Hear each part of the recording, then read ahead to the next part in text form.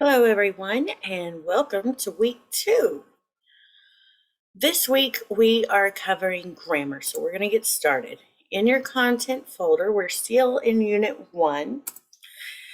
And if you look at the Unit 1 schedule, again, the dates now that we're paying attention to are the latter by June 18th and June 20th. So by June 18th, you'll need to have reviewed all the lecture videos, which you are doing now.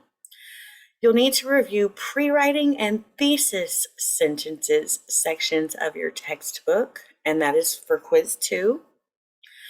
You'll need to complete the grammar post test, which will be open starting Monday at 12:01 a.m. And you'll need to post in discussion 2, which is about grammar. By June 20th, you'll need to complete quiz 2 and then reply to 2 classmates in discussion 2. So before we get too far, I want to go ahead and show you discussion 2 and what that's looking like right now. And again, note that you won't be able to see anything until your peers, until after you post. So you won't be able to see what other people say until after you post. It says part 1 is to reply to my message with your answer to the prompt. Part 2 is to reply to 2 classmates. So the prompt says, tell us what sort of problems or questions you have had with grammar in the past. What are some rules of grammar you have been confounded by that have confused you? And why do you think those rules are so confusing? And you can take a shot in the dark. You can look it up, use Google, whatever it is for you. For me, I always get confused with affect and effect. So every time I write, I still have to look it up every single time with the A or the E. Is it affect or effect? And so that's one of mine. I've also struggled many times with colons and semicolons. And so that's one of the things we're actually going to be talking about in this lecture because that seems to be a very common problem that people have. I also, one of my favorite ones that I pick on frequently is I had a teacher that once told me never start a sentence with the word and, A-N-D, and I never understood why, because if I can start a sentence with the word additionally, which means the same thing as and, why can't I use and? And so what I found out when I looked that up eventually was and, starting a sentence with the word and or but, same thing, but or however mean the same thing. So there's not a rule against using but or and at the beginning of a sentence. However, you are probably about 98% more likely to create a sentence fragment when you use those words because they are more commonly used as conjunctions as opposed to transitional words. So those are some things that I found and some things that I think are interesting.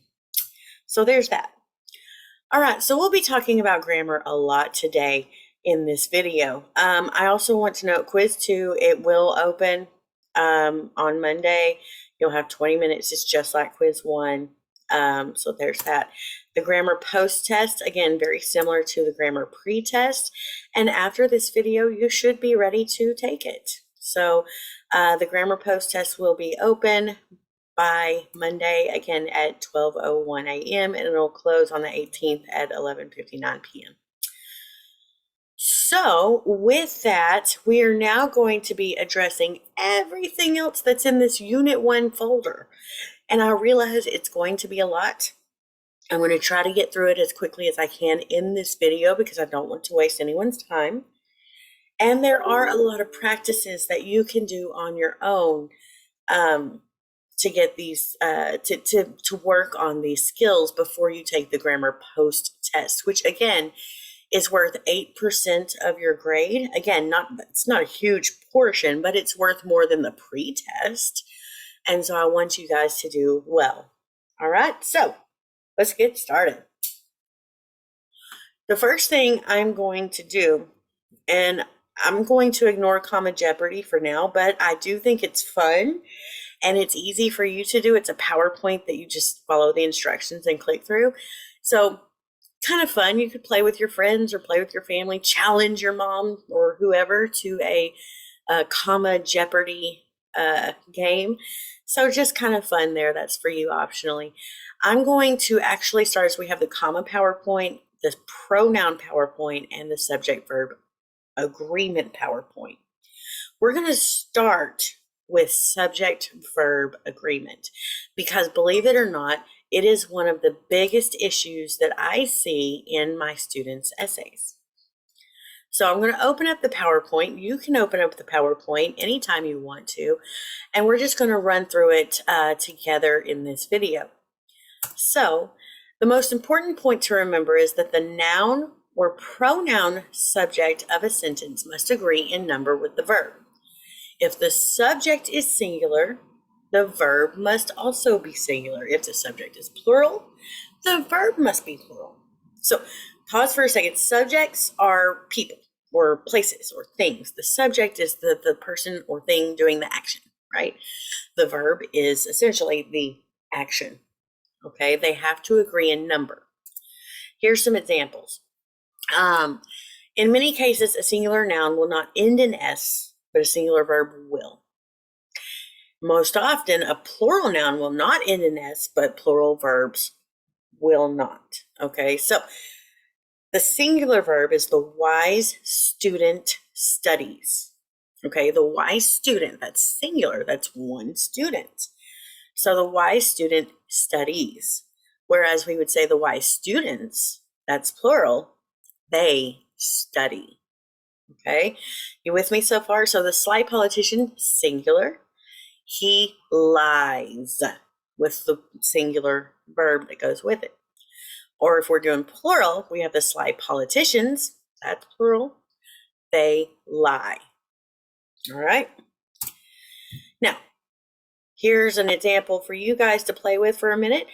Mr. Jones often shows cartoons in class. So, Mr. Jones is singular. He shows with the S, right? That's the singular verb. Mr. Jones shows cartoons in class. Shows agrees with the singular subject, Mr. Jones. All right, number 2. This gets harder as we go. A subject may never be the object of a prepositional phrase. Sometimes the prepositional phrase comes between the subject and its verb. Now, prepositions simply give us more information. Okay, you can think of prepositions as like the extra information, the additional information. It's extra information. It tells us how or when or maybe extra information. That's preposition. Okay, so the carnival, that's singular, with its dangerous rides and foods, attracts large crowds to the Walmart parking lot. Now, the trick here is that the carnival is the subject, not the dangerous rides and foods. The rides and foods is a prepositional phrase. So the carnival is what attracts large crowds to the Walmart parking lot. So singular subject, carnival, singular verb, attracts with that S.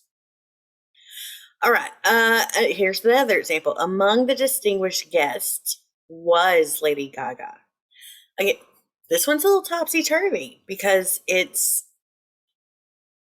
not an active sentence. So our subject is not the first one we see. Guests is not the person who was at the party. Guest, right? The one we're talking about in this sentence is Lady Gaga.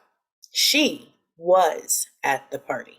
Okay, so you have to watch out for when your sentences are kind of topsy-turvy. Watch out for those things. They do kind of get us occasionally. Among the distinguished guests was Lady Gaga. All right, onward. Which verb agrees with this subject? Uncle Gus, with his elaborate network of whiskers, has or have a great personality. Well, our subject, is it the whiskers or is it Uncle Gus? Whiskers is plural, but Uncle Gus is singular. So, since Uncle Gus is the one who has a great personality, not his whiskers, okay, Uncle Gus has a great personality. Do you see how that works? So, Uncle Gus has a great personality. He has it, not they have it. Yeah? All right, number 3, compound subjects is when you have more than one noun or pronoun joined by the word and. Okay? They usually take the plural form because and combines singular subjects into a plural. So here's a trick. A decorative ashtray and a lava lamp. So that makes it compound. It makes it 2. So it's plural. They make. That also is plural with the absence of the S, right? Plural, no S. They make perfect gifts for Valentine's Day. All right. Which verb agrees with this subject? Mr. Rogers and Captain Kangaroo happens to be some of my favorite childhood memories. Mr. Rogers and Captain Kangaroo, the word and joins them together, makes it a plural. So they happen, no S, because it's plural. They happen to be some of my favorite childhood memories. Happen. Be careful with collective nouns. This is an issue. Be careful with collective nouns. Collective nouns are things that sound plural, but in reality, they are singular. Family is a collective noun. Team is a collective noun. Okay? Class, as in our class full of students, collective noun. Think of it this way. If I say that I have a baseball team, I know that it is composed of many different people.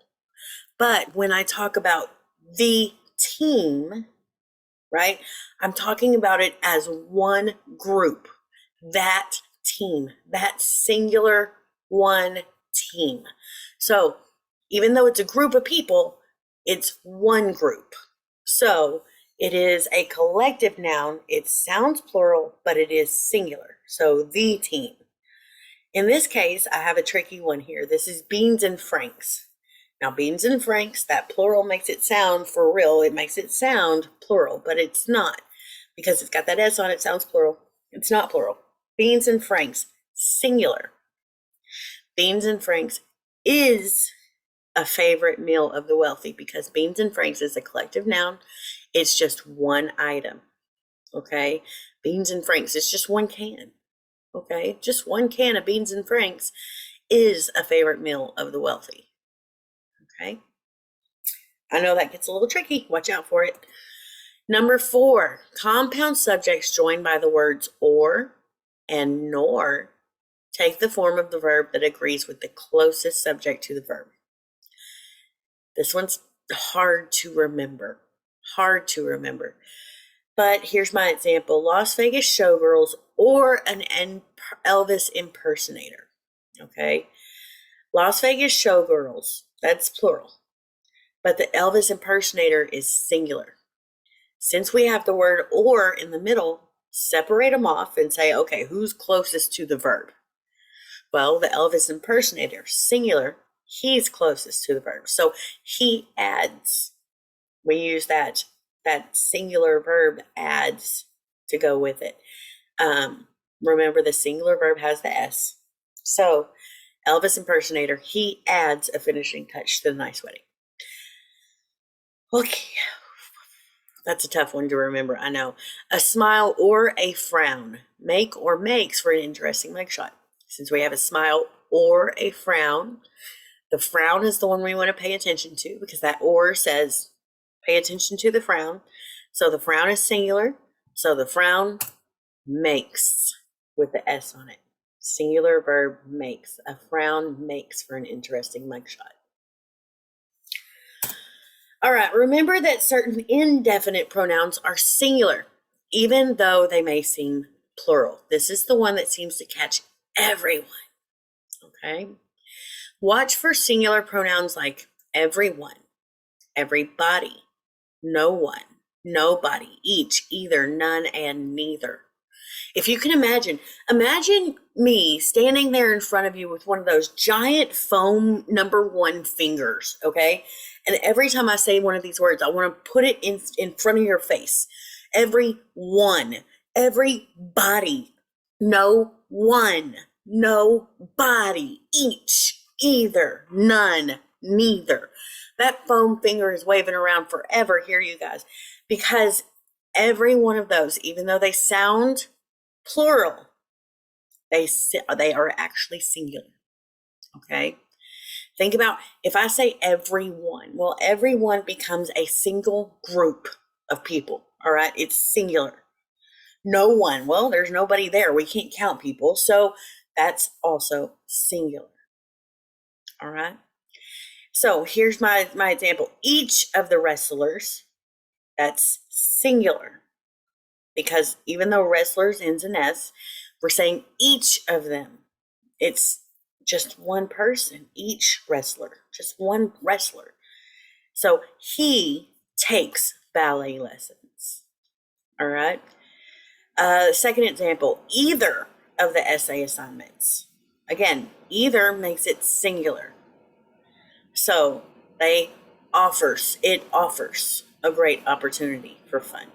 Either of the essay assignments offers a great opportunity. Yeah. Those are the tricky hard ones. I'm telling you, watch out for those keywords. Neither of the dogs was or were pleased with the grooming. Neither is the word that triggers us that says, oh, singular. So neither was pleased with the grooming. He was pleased, right? He was. Neither was. All right. Yeah, was. There's the example. Sorry. All right. Don't rely on what sounds right. And that is my biggest piece of advice here. Break it down and walk yourself through the rules. Because if you just rely on what sounds right, if you're like me, you will mess it up every time. You will say it incorrectly.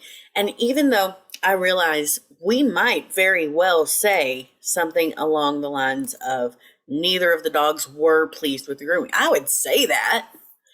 But even if I would say it, doesn't make it right. Okay, it doesn't make it correct. And we want to aim for correct because we're an academic, right? We're in the academic world and we want to make sure everybody can understand exactly what we're saying and what we're talking about. And in order to do that, we need for it to be correct. Okay, so don't rely on what sounds right. Now, that's the end of subject-verb agreement on the PowerPoint.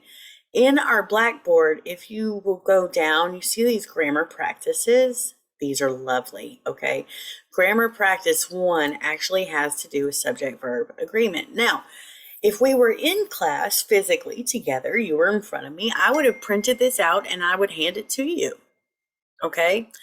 But since we're not, what you can do is click where it says interactive version, click on that, okay? Click on that. And it's going to bring you to what we call, you see this link up here, it's chompchomp.com. And it's going to bring it here, and it's actually interactive to where you can click on it. So every pale tomato slice, wilted pickle, and brown lettuce leaf, every one, it's singular, right? Costs with the singular verb S. And it tells you, yes, you got it right. Well, let's try another one. What if I get it wrong? Not only the Smith, but also Tanya. I'm just going to click one I know is not wrong. It says, this choice makes no sense. Okay, not only the Smiths, but also Tanya have?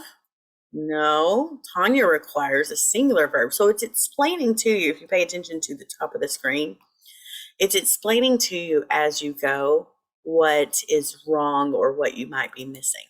So I really love chompchomp.com for this reason. And you can actually do this. There are many, whoops, chomp.com. When you go to just the website, like if you're not clicking from Blackboard like I showed you, you can just click on enter. There's a shark. Sharks are great. Shark Week's coming up, by the way. So there's sharks. And what I do is I go to exercises, and you'll see here, see subject verb agreement. That's what we're working on. You can click on there, and there's actually many different exercises. It's not just one or two. And they have pronoun agreement, which we're going to talk about in a moment, commas, there's that, apostrophes. You can practice with all of these things. But for now, we're doing subject verb agreement. And guess what? You can do all of these exercises and work through them and practice subject verb agreement to make sure you're getting a good handle on it. You can also keep track of your answers with the handout, which is actually what I have in Blackboard. I downloaded the handouts and put them in Blackboard. So you have access to grammar practice. These are the ones I recommend, but you can do any or all of them. See, this is number 4, but you can do 1, 2, 3. I think there's 6 of them. You can do as many of them as you want. This is just the one that I recommend. So you can keep doing grammar practice 1. Grammar practice 2 is pronoun agreement. That's number 5. Grammar practice 3 is word choice between who and whom, which we'll talk about in a moment. Grammar practice 4, commas. Grammar practice 5 is commas and few sentences. So splices and sentences, and that's exercise number 1. So you guys can do this on your own. I highly recommend practicing with this. While I'm talking about practice, I also want to note, did you know that the Writing Studio will help you with grammar? So if you're really finding that you're struggling with subject-verb agreement, like we just talked about, or if you're really struggling with pronoun agreement, we're going to talk about that in a minute, or if you're going to deal with commas and you're really having a hard time with it, you can go to the Writing Studio, which again is in our Start Here folder, tutor.com and the Writing Studio. Tutor.com has stuff for grammar too, but the Writing Studio is the one that I think is so useful because you can get on Google Docs with them, or if you're in Kilgore, you can go see them for a little bit. They're there all summer, they've told me, and they can help you with grammar. So they have even more places and ways for you to practice your grammar before you take the grammar post test, if you are so inclined, and I hope you are. All right, that's all I have for subject verb agreement for now. Next, we're going to do pronouns, because pronouns are similar to subject verb agreement. So again, I'm going to download the PowerPoint. We're going to walk through it together and talk about it. Pronouns are similar to subject verb agreement. Now we're dealing with pronoun reference, agreement, and case. Okay. Remember that a pronoun is just a word that takes the place of a noun or another pronoun. It keeps us from having to write the same word over and over again. So for example, we have this sentence: Bob went to the movies to see a film Bob had been anticipating. However, when Bob arrived, Bob realized that Bob's wallet, was where Bob kept all of Bob's money, was empty. I don't even like saying that sentence. I don't like reading that sentence. So pronouns allow us to replace Bob with words like he and his. So Bob went to the movies to see a film he had been anticipating. However, when he arrived, he realized that his wallet, where he kept all of his money, was empty. Doesn't that sound just so much better? So much easier to say too. I mean, you guys try it. Go back and try to read that one aloud. So hard. All right. This is a video it's just one of those catchy Schoolhouse Rock songs that gets stuck in your head and helps you remember pronouns, but I'm not going to play it right now for the sake of time. However, if you do this on your own, you can run through the PowerPoint and grab this YouTube video and watch it. It's brilliant. Okay. A pronoun, or a noun that a pronoun replaces, is called the antecedent. So the prefix ante means before, because the antecedent comes before the pronoun that replaces it. Bob is the antecedent, and he went to see a film he had been anticipating. The word he is the pronoun. So Bob, antecedent, he, pronoun. All right. So when we talk about pronoun agreement, just like with subject-verb agreement, pronoun agreement means that they have to agree in number. So for example, Bob is singular. So we also have to use a singular pronoun to replace it. That's usually really easy, right? Bob is a he. He's a person, singular person. Okay, Bob is a he. Unless, I guess unless Bob identifies a different way, but I don't want to get into all that right now. Okay, so this is usually really simple.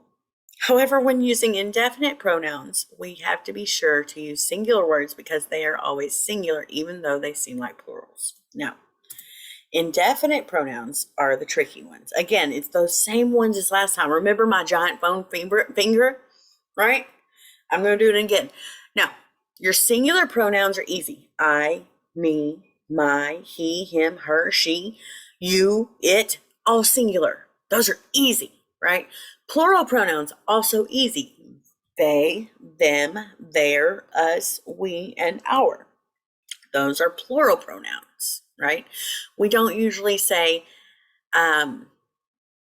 they want to go to the movies, right?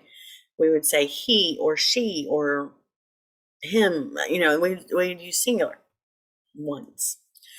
Now, the tricky ones, again, giant foam finger here, someone, everyone, somebody, nobody, no one, either, neither, none, each, and everybody. It's those same tricky ones because they sound plural, but they are not. They are singular. Take a picture of this particular slide is my highly recommendation here, or write it down. Okay, take a picture of this or write it down somewhere because you're going to want this.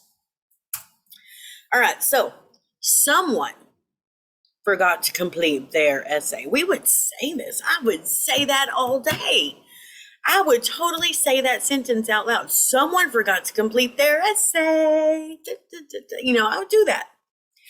But again, when we're writing, we want to make sure we're being correct. And this is actually a very incorrect sentence because someone is singular and the pronoun there is plural.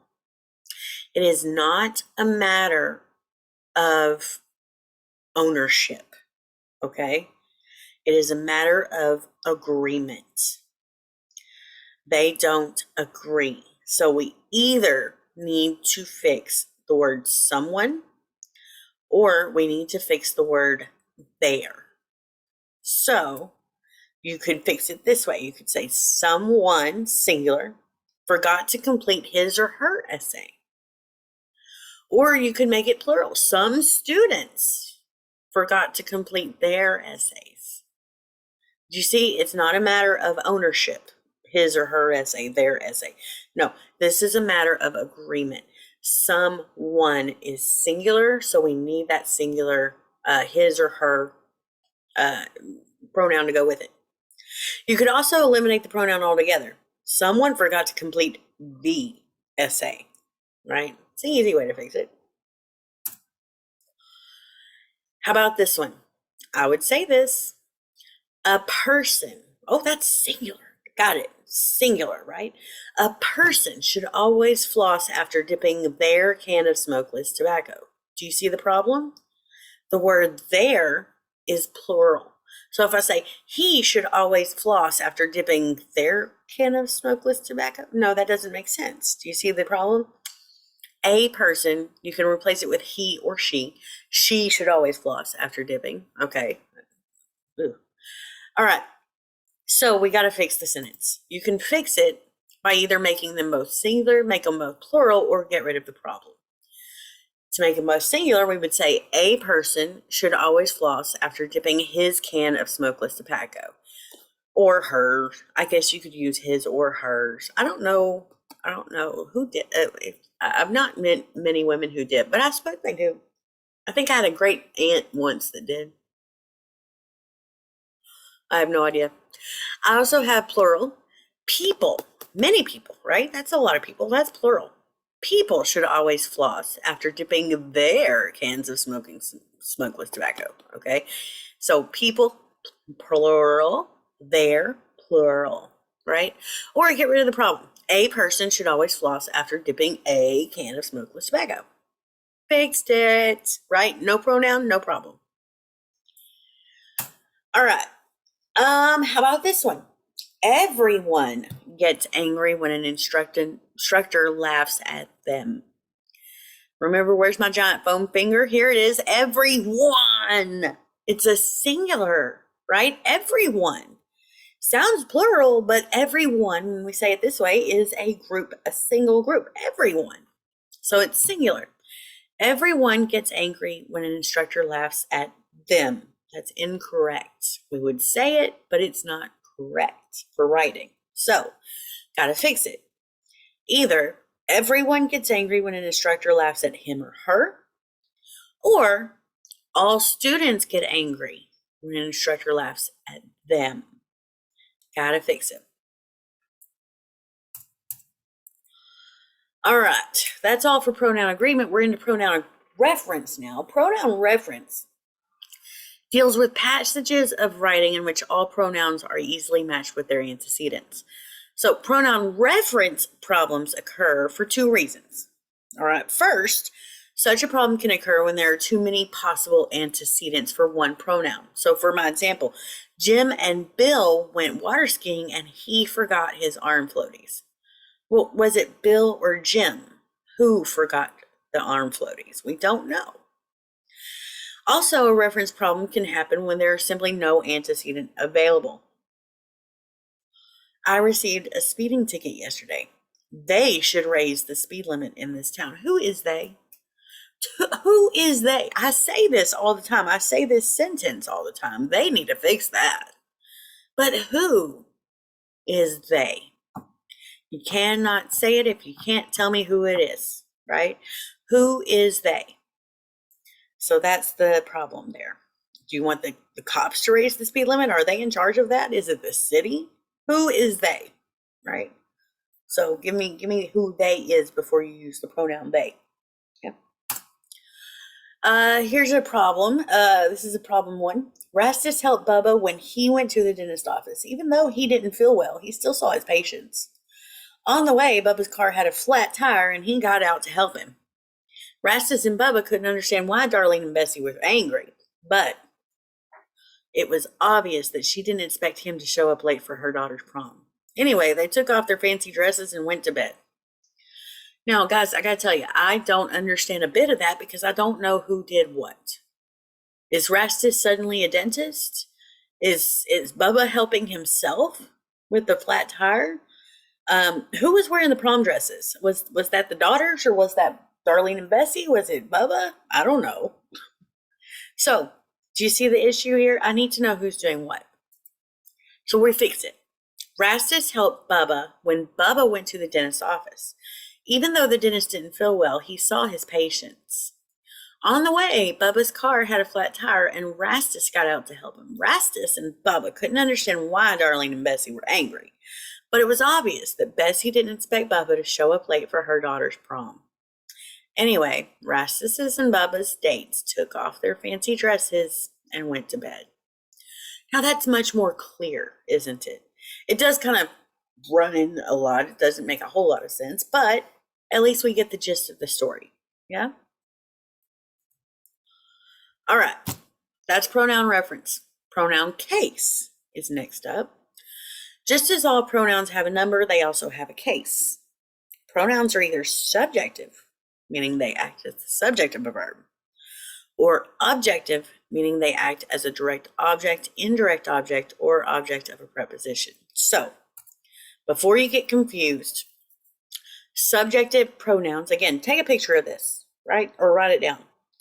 Subjective pronouns are who, he, she, they, I, and we. Subjective pronouns do the action, okay? He went to the concert. Subjective pronouns do the action. He went.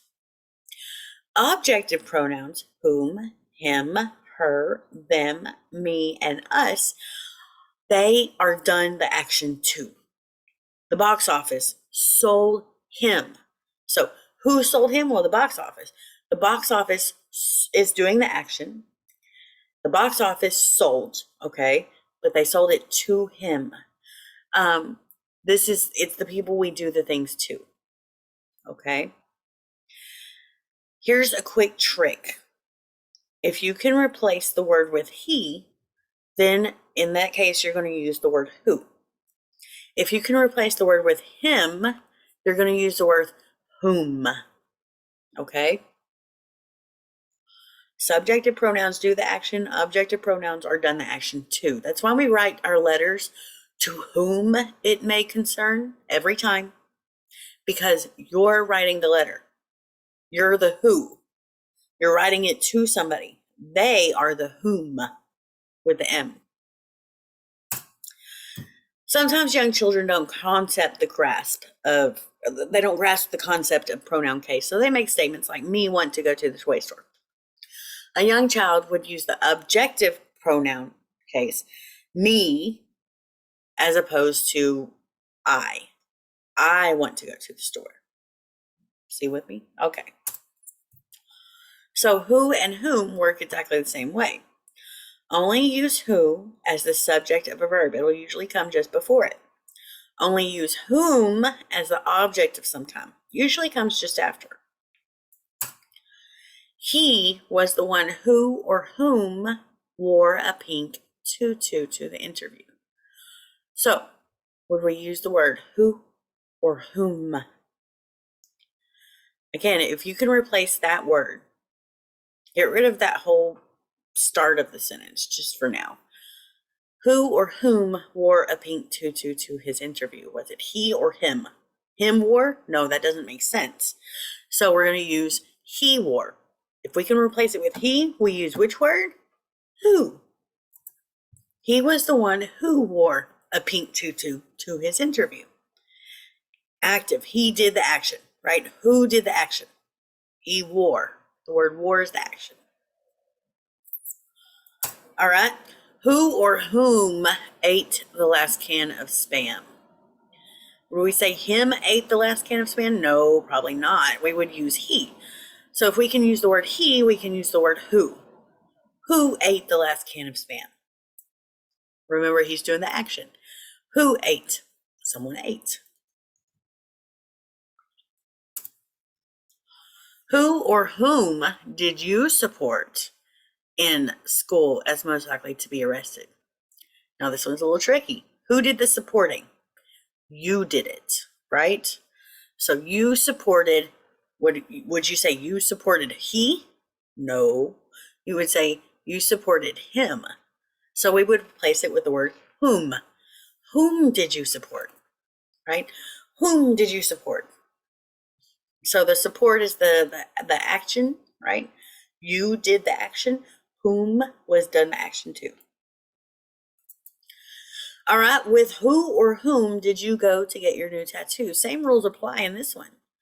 You went to get your new tattoo. With him or he? With him. So we would use the word whom with the M. With whom did you go to get your new tattoo? These get easier with practice. Don't depend on what sounds right. That's my motto. Don't depend on what sounds right. All right.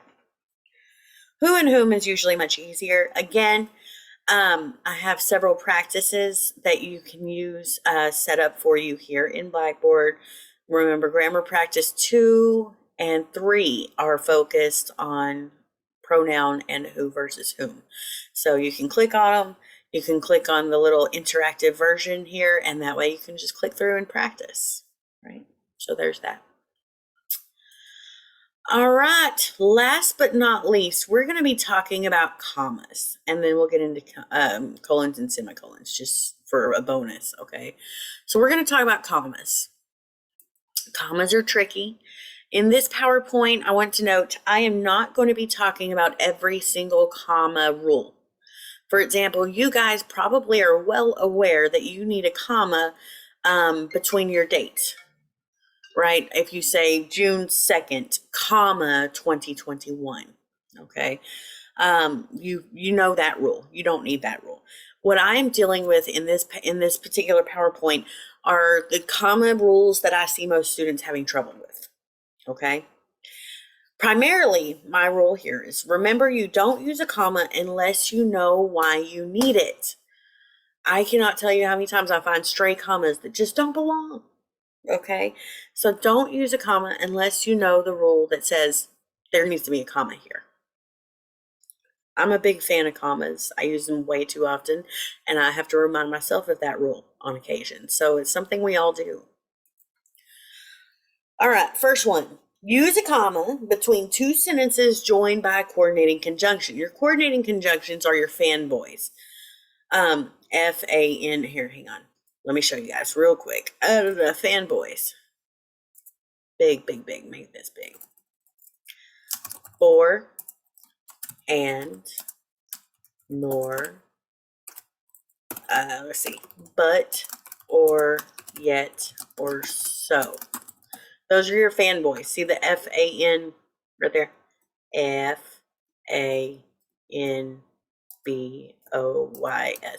So those are your coordinating conjunctions. And it's for, and, nor, but, or, yet, and so. These coordinating conjunctions come between two sentences.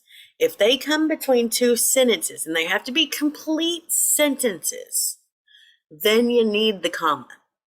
Okay? So, another song.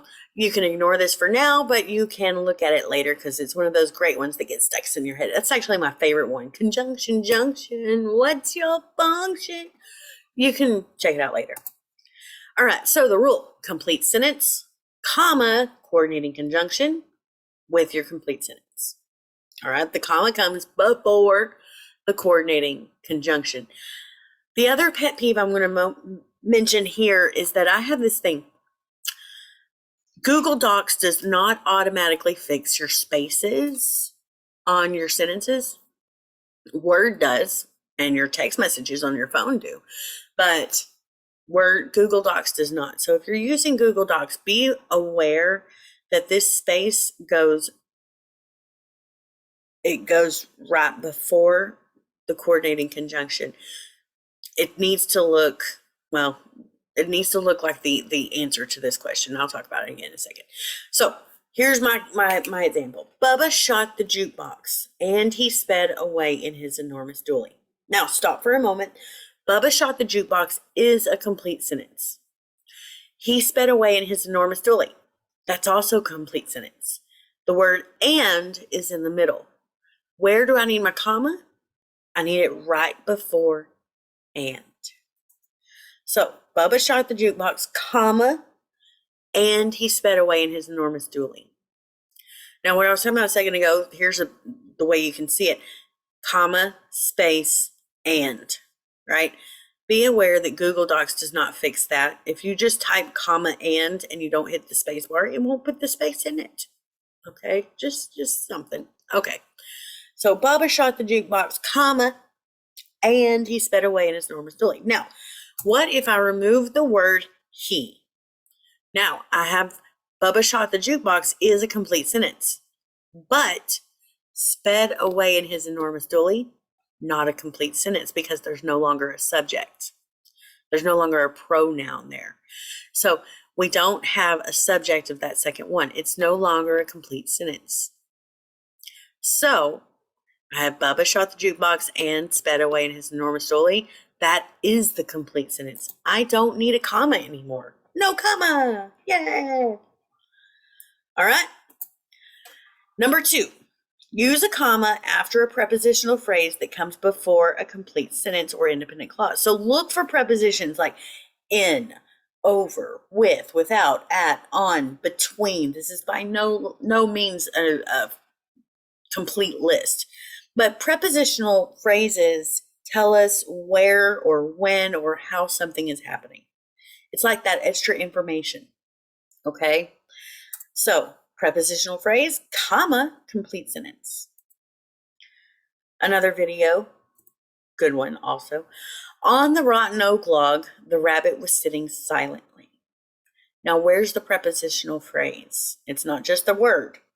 It's on the rotten oak log. The prepositional phrase tells us where something is happening, in this case, on the rotten oak log. So after that phrase, we need the comma. On the rotten oak log, the rabbit was sitting silently.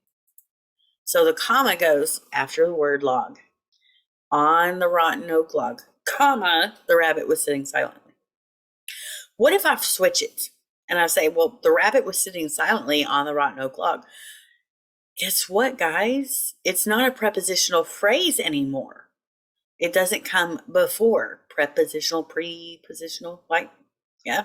It's not in front of your sentence. It's part of your sentence now. So no comma. Number 3, use a comma after a dependent or subordinate clause that comes before a complete sentence. So look for words like if, because, when, after, before, since, unless, while. Dependent clauses by themselves are sentence fragments. So dependent clauses are these incomplete things that we say. We do this all the time. That by themselves don't make any sense. So if you have that, you need a comma, join it with the next sentence. How about this one? The independent clause is English class made me sleepy. It's totally possible. I mean, it is a long video. But the dependent clause is a fragment by itself. If I say, because English class made me sleepy, that doesn't make sense. We need more information, don't we? When English class made me sleepy, before English class made me sleepy, while English class made me sleepy. We just need more information to go with any one of these words. It might be an answer to a question, but in that case, the question that comes before it is the additional information. Okay? To make a complete sentence, we need a comma and we need some more information. So, dependent clause, comma, complete sentence. Because English class made me sleepy, I took a nap on my desk. Well, I took a nap on my desk is your complete sentence. Because English class made me sleepy, that's a dependent clause. It tells me, because English class made me sleepy, what happened, right? So, because English class made me sleepy, comma, I took a nap on my desk. All right, how about this one? I took a nap on my desk because English class made me sleepy. That is no longer a dependent clause, right? Now it's just part of the sentence. So, no comma. I took a nap on my desk because English class made me sleepy.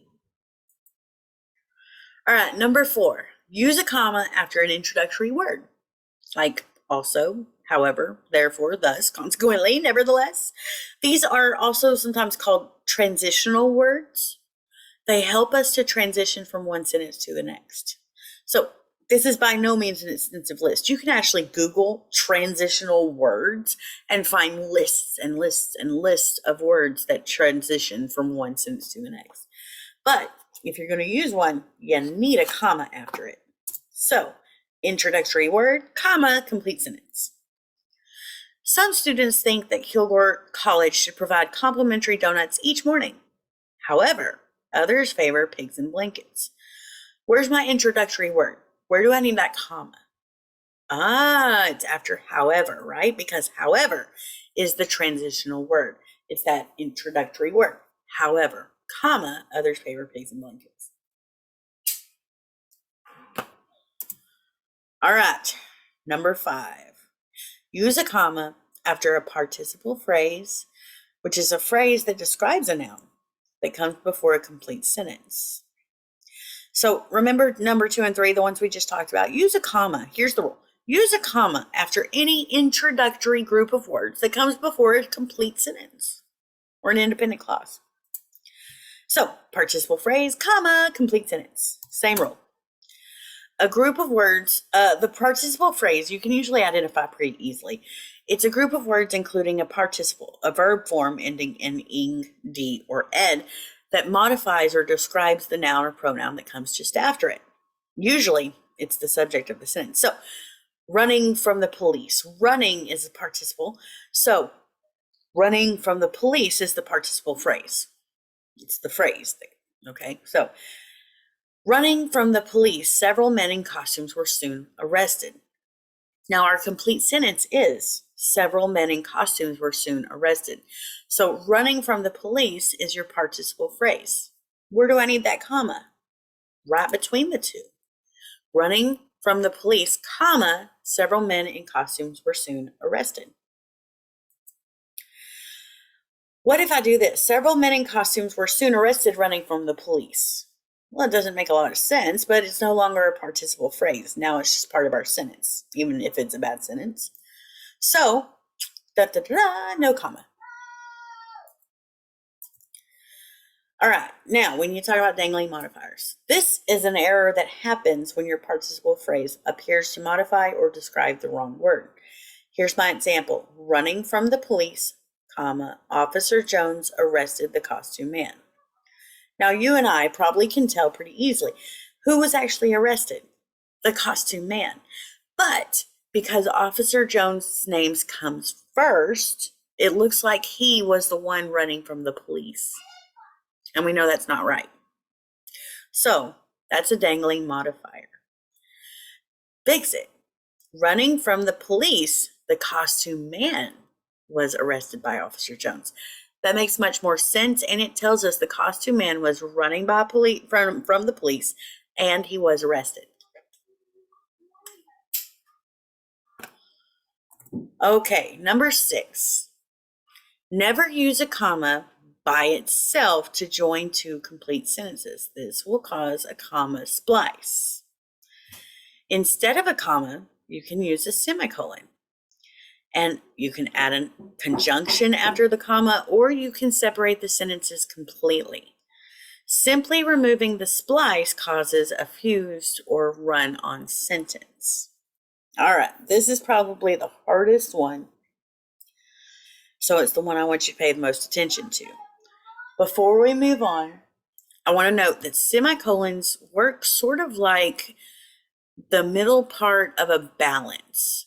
When you balance something on a scale, okay, a scale, you have to have the middle part, and it has to be balanced. Semicolons work that way. The only time, here's the rule, the only time you use a semicolon is when you have two complete sentences that are equal in importance. All right, they don't have to be equally long. They have to be equal in importance. And that's the only time you use a semicolon. That's why they're so rare. I have seen so many people write amazing papers without using a semicolon anywhere. It's okay. You don't have to use them. If you use them, it draws attention to the fact both of these sentences are equally important. That's when you use the semicolon. All right, here's some examples. Complete sentence, semicolon, complete sentence, comma, coordinating conjunction, and then a complete sentence. We talked about that one already, right? The coordinating conjunction is one of your fanboys, for, and, or, yeah. Or you can have two complete sentences. Not complete sentence, comma, complete sentence. That's a comma splice. And you can't have a run-on, aka a fused sentence. It's when you have two complete sentences that just run together and you run out of breath trying to read them. Okay. Here's a problem. Sometimes pictures with Santa Claus can be awkward, comma, they don't make happy memories. You have two complete sentences. They don't make happy memories is a complete sentence, and sometimes pictures with Santa Claus can be awkward is a complete sentence. So what you've done is you've just comma spliced it. I always think about splicing for any of you who are electrically minded. When you use black tape and you splice together things, it's not well done usually, and you end up having to go back and fix it later. So that's what a splice is. You've just stuck them together. You also can't have a fused sentence. Sometimes pictures with Santa Claus can be awkward. They don't make happy memories. That's two complete sentences, two different thoughts, and you just stuck them together. That's a run-on. So, correct it. Sometimes pictures with Santa Claus can be awkward. Semicolon, they don't make happy memories. Again, the semicolon tells me both of these sentences are equally important. Or you can use a conjunction. Sometimes pictures with Santa Claus can be awkward and they don't make happy memories. Have to have the comma, have to have the and. So that's a conjunction. Or you can just use two complete sentences. Sometimes pictures with Santa Claus can be awkward, period. They don't make happy memories, period. You can also join it together with a because, and then you don't need the comma because it's just part of it. You make that second part a dependent clause because the word because makes it dependent and they just go together. Sometimes pictures with Santa Claus can be awkward because they don't make happy memories. You don't need a comma because your dependent clause comes after your independent clause. So no comma, just put it there. Now, this one's fun. Sometimes pictures with Santa Claus can be awkward, semicolon. So the semicolon rule applies.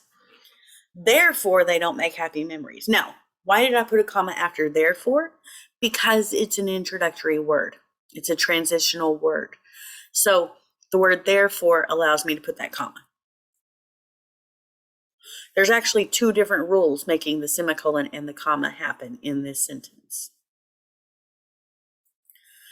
All right, finally, correct comma usage can be intimidating. Yes, it can. Consider these definitions and patterns when you're unsure.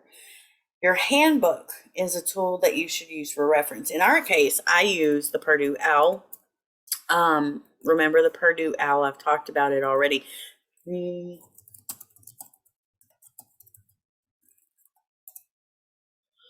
I just typed into Google Purdue OWL grammar, and the first link is the one I'm going to use. And guess what? The Purdue OWL has even more on grammar, which includes things like pronouns, subject-verb agreement, and commas. So they also have all of these same things available to you. So not just chompchomp.com, which is one of my favorites, that's for practice. But if you get confused later on, just remember, go to the OWL and you can find stuff on grammar. Okay. All right, last but not least, I want to acknowledge that I have here the semicolons and colons. It's just a picture, really. It's an infographic. That's what this is called. So you can read them. The semicolon consists of a dot above a comma. It separates sentences where the conjunction has been left out. You can also link sentences which use words such as otherwise, however, therefore as connectors. So it gives you examples.